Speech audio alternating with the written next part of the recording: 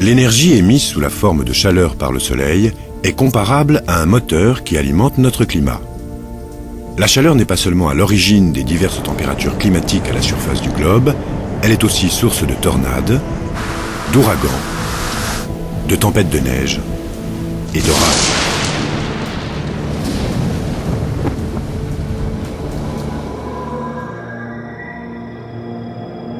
Ces différents phénomènes ont tous comme point de départ le rayonnement électromagnétique émis en permanence dans toutes les directions de l'espace par le Soleil.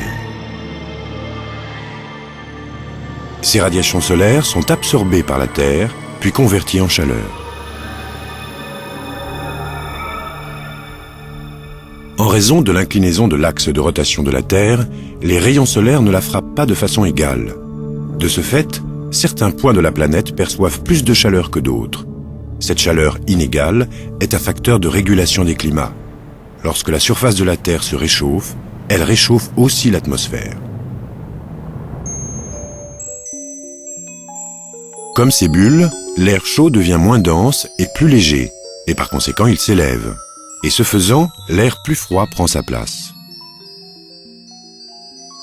Ce mouvement de brassage dans un fluide tel que l'air est appelé convection.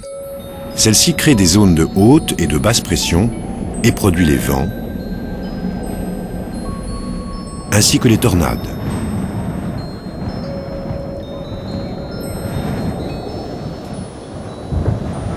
Nous pouvons nous représenter notre atmosphère comme une rivière d'air toujours en mouvement, pleine de courants, de tourbillons et de vents. Avec l'eau, elle permet de répartir la chaleur sur la Terre. L'eau aussi absorbe et redistribue l'énergie émise sous forme de chaleur par le Soleil. Elle joue donc également un rôle clé dans le climat. Les océans emmagasinent efficacement la chaleur et font circuler à la fois les eaux chaudes et froides autour du globe. Les différences de température entre les plaques continentales et la mer influencent beaucoup le climat local.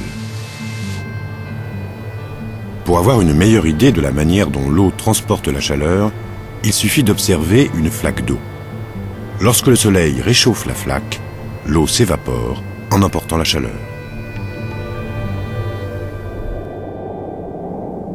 L'eau se transforme en vapeur invisible, qui vient s'ajouter à l'humidité de l'air. Cette vapeur d'eau s'élève jusqu'à ce qu'elle refroidisse et se condense en nuages, porteurs de pluie et de neige. La chaleur emmagasinée est libérée au cours de ce processus de condensation, provoquant parfois un orage.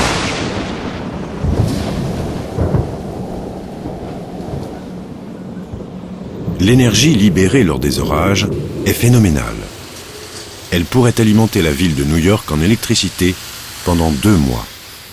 Mais l'exploitation de ce phénomène naturel n'est pas d'actualité.